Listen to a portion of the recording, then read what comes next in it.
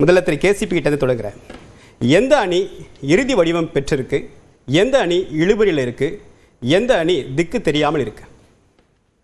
அதிமுக அணி கிட்டத்தட்ட ஒரு இறுதி வடிவம் பெற்றதாக அமைந்திருக்கிறது. விஜய் கூட்டணிக்கு யாரும் இல்லாமல் காங்கிரஸை தன் பக்கம் கொண்டு வந்துவிட முடியுமா என்று முயற்சி செய்கிறார்.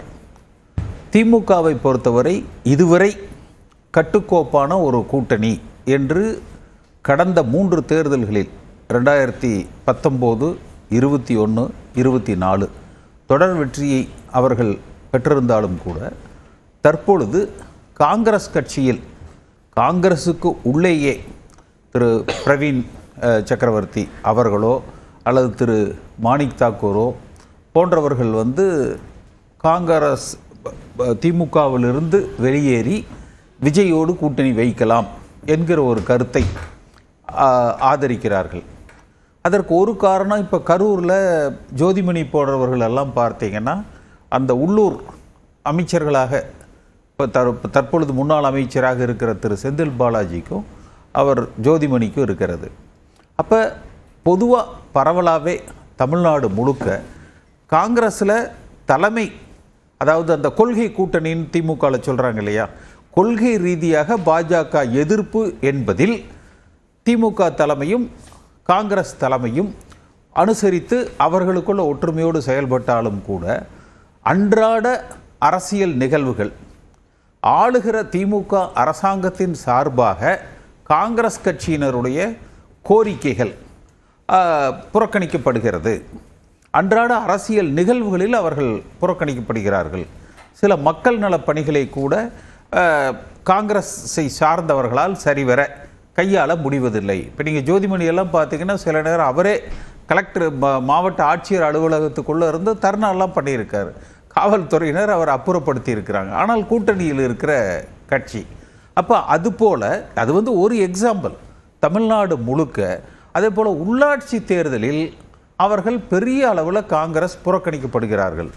குறைந்தபட்சம் கூட்டுறவு சங்க தேர்தலில் கூட அவர்களுக்கான வாய்ப்புகள் புறக்கணிக்கப்படுகிறது என்று ஒரு கீழே அடிமட்டத்தில் காங்கிரஸில் இருக்கிறவர்களுக்கு ஒரு ஆதங்கம் இருக்குது. அந்த ஆதங்கத்தினுடைய ஒரு வெளிப்பாடு தான் சட்டமன்ற உறுப்பினர்களது எண்ணிக்கை மட்டுமல்ல, கூட்டணி ஆட்சியும் எங்களுக்கு வேண்டும் என்கிற அந்த கோரிக்கை. அப்போ அந்த வலுவாக தோற்றமளித்த அந்த கூட்டணியில் தற்பொழுது காங்கிரஸ் திமுக கூட்டணியில் அங்கம் வகிக்குமா?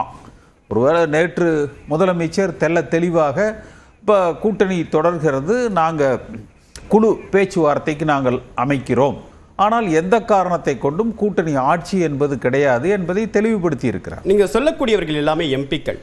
காங்கிரஸ் கட்சியுடைய சட்டமன்ற உறுப்பினர்கள் பேரவைக்குள்ளாகவோ அல்லது பேரவைக்கு வெளியிலாகவோ திமுக அரசு எங்களுடைய கோரிக்கை நிறைவேற்றவில்லை அப்படின்னு யாராவது சொல்லியிருக்காங்களா? அதாவது காங்கிரஸ் கட்சியை பற்றி தான் நம்ம பேசுகிறோம். அந்த கட்சிக்குள்ளே அப்போ திமுக தனக்கு என்று ஒரு அணியை வச்சுருக்குதா? நாங்கள் இருக்கிற எம்எல்ஏஸை நாங்கள் கரெக்டாக கவர் பண்ணி வச்சுருக்கோம், எங்களுக்கு அது போதும் என்றால் அப்போ காங்கிரஸை உடைக்கிறதுக்கு திமுக பார்க்குறாங்களா? காங்கிரஸ் கட்சி என்றால் காங்கிரஸ் கட்சியை சார்ந்த ஒரு சாதாரண கிளை செயலாளரில் இருந்து எம்பிகள் வரைக்கும் அதற்கு மேலே இருக்கிற தலைவர்களோடு நல் உறவை திமுக தலைமைக்கு காங்கிரஸ் தலைமைக்கு அந்த நல் உறவு இருக்குது. நான் சொல்வது பஞ்சாயத்து லெவல்களில், வார்டு லெவல்களில், கூட்டுறவு சங்கத்தில் கூட ஒரு தலைவராக திமுகவை சார்ந்தவர் இருக்கிறார். எங்களுக்கு அதில் ஒரு டைரக்டர் போஸ்ட் கேட்டால் கொடுக்கறதில்ல. அதே போல் வார்டுகளில் அந்த முனிசிபாலிட்டியினுடைய சேர்மனாக திமுகவை சேர்ந்தவர் இருக்கிறார், இல்லை பேரூராட்சி தலைவராக திமுகவை சேர்ந்தவர் இருக்கிறார். 1-2 வார்டு கேட்டால் கூட கொடுக்கறதில்ல.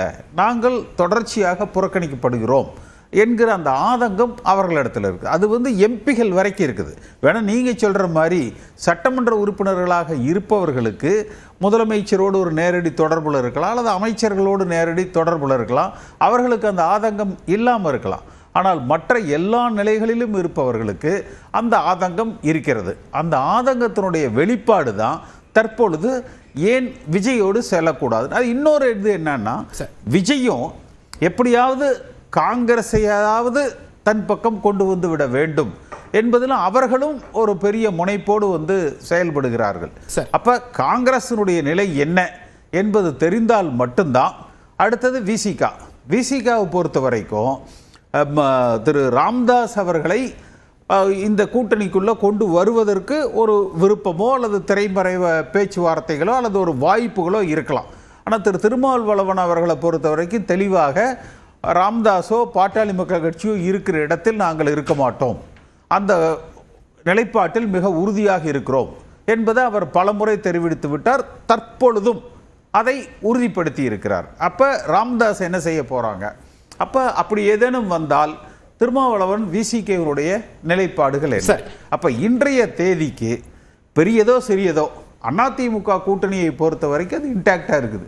இன்டாக்டா இருக்கிறதாக கருதப்பட்ட திமுக கூட்டணியில் இன்னும் சில சலசலப்புகள் இருக்கு. ஒருவேளை முதலமைச்சர் அதை திறமையா கையாண்டு இந்த மாத இறுதிக்குள் அதை சரி செய்து விடுவதற்கு வாய்ப்புகள் இருக்குது.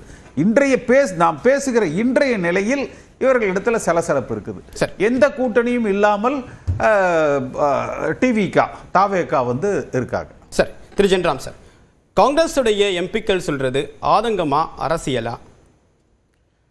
அவங்க ஆதங்கமாக பேசலாம், அரசியலாக பேசலாம். பட் அது வந்து கட்சிக்குள்ளேயே அந்த கருத்துக்கு பெரும்பான்மை இருக்குதா? கட்சியினுடைய தலைமை வந்து அந்த விஷயங்களை எடுத்துட்டு திமுக தலைமையோட பேசுறாங்களா அப்படிங்கிற கேள்விகள் எல்லாம் அதுக்குள்ள வருது. அந்த மாதிரி எந்த பெரிய நகர்வும் நடந்ததாக தெரியல.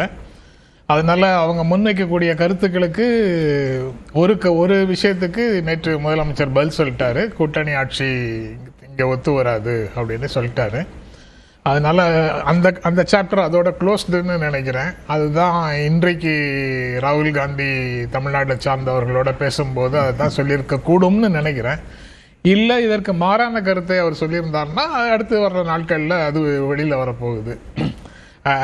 வந்து அவங்களுக்கு வெளியில போவதற்கான எந்த சக்கரவர்த்தி என்ன சொல்றாரு அப்படின்னா, கூட்டணி ஆட்சியை கோருவது என்பது ஒன்றும் தவறில்லையே, தமிழ்நாட்டு மக்களுக்கு தமிழ்நாட்டில் அது ஒன்றும் மற்ற மாநிலங்கள் இருக்கும்போது தமிழ்நாட்டில் அது ஒன்றும் புதுசாக இருக்கும், புது ரூல் செட் பண்ணுறது என்ன தவறு இருக்கு அப்படின்னு கேட்குறாரு. தாராளமாக கேட்கட்டும்.